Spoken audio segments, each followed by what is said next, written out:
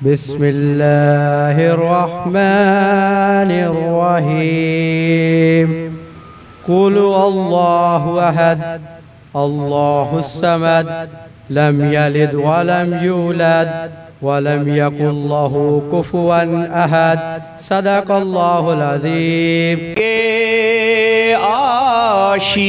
آشیانے کی کیا بات ہے،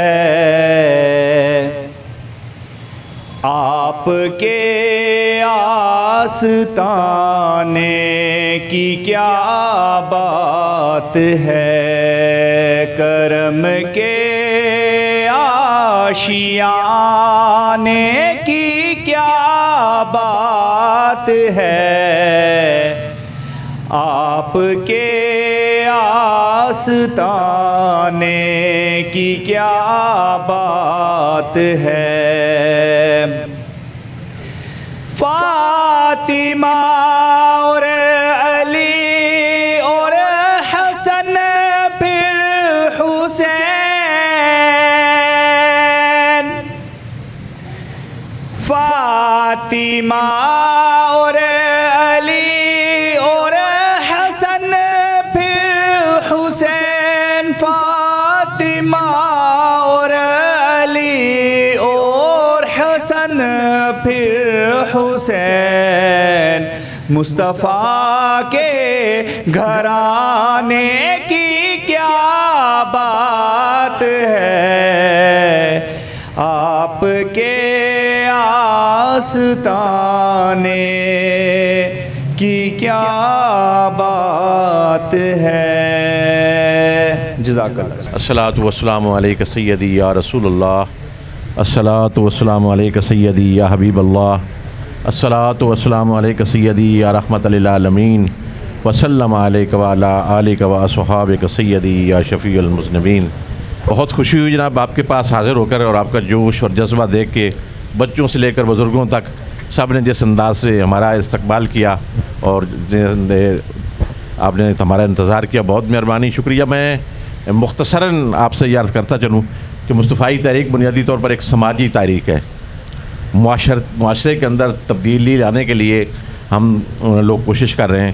ہم ویسے بیسیکلی جیسے میرے بھائی آپ سے عرض کر رہے تھے کہ سکول اور کالجز کے اندر ہمارا بنیادی کام تھا مکتب، گھر سے مکتب تک، مکتب سے معاشرے تک، اور معاشرے سے ایمان اقتدار تک. تو یہ پہلا میرا فیز جو تھا وہ ہمارا کالجز اور سکولوں میں تھا.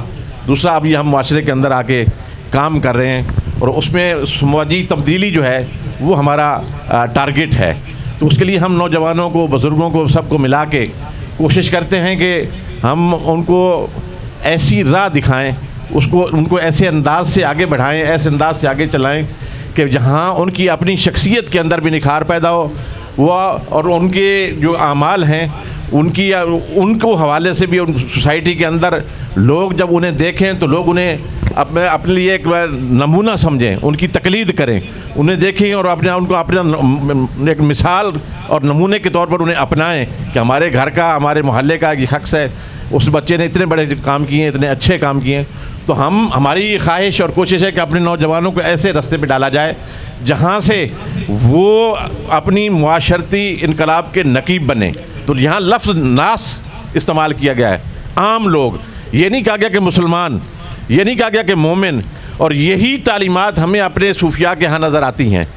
صوفی بھی جب بیٹھے ہوتے ہیں تو ان کا بھی یہی ہوتا ہے کہ جب کوئی بھوکا آئے تو اس کو کھانا دو، اس سے مت پوچھو کہ تمہارا مذہب کیا ہے. پھر ہمارے وجود سے ہماری گلی اور جو لوگ ہیں ان کو کوئی فائدہ ہے یا نہیں ہے، یا ہمارے محلے جس کے اندر ہم رہتے ہیں ان کو کوئی فائدہ ہے یا نہیں ہے، یا وہ معاشرہ یا وہ شہر جس کے اندر ہم رہ رہے ہیں ان کو کوئی فائدہ ہے یا نہیں ہے.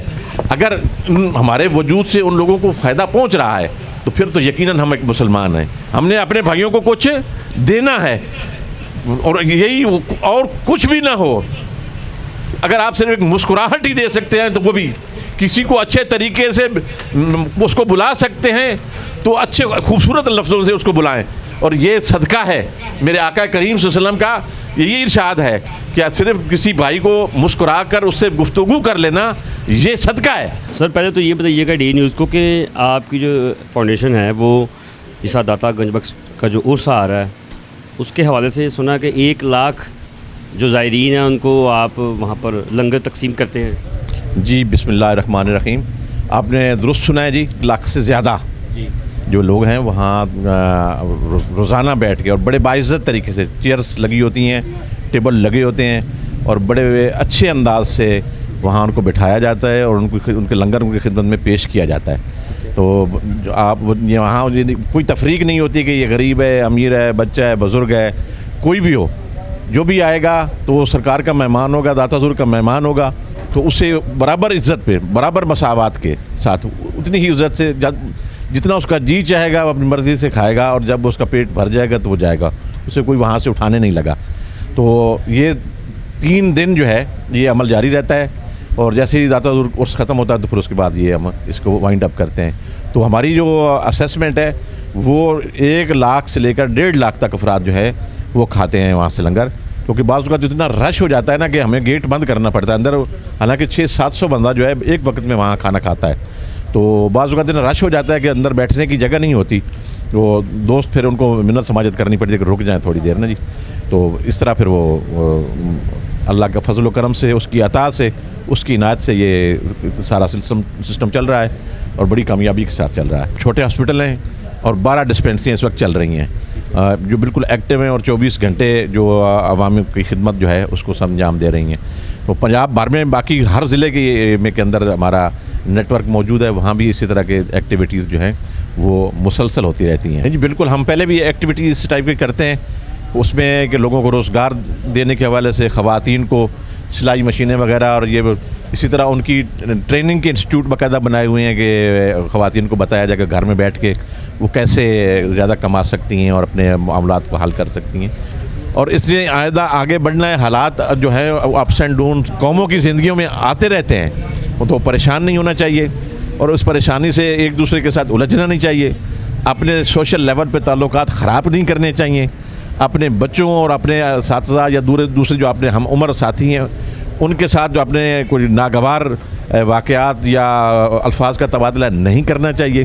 تھوڑا صبر کریں گے تو انشاءاللہ تعالیٰ اس کیفیت سے ہم نکل آئیں گے, اور اگر صبر کریں گے تو جلدی نکل آئیں گے, نہیں کریں گے تو شاید یہ مسئلے اور بڑھتے جائیں. تو اس لیے صبر کے ساتھ, تحمل کے ساتھ, بردباری کے ساتھ ان صورتحال جو ہے اس کے ساتھ نمٹنا ہے.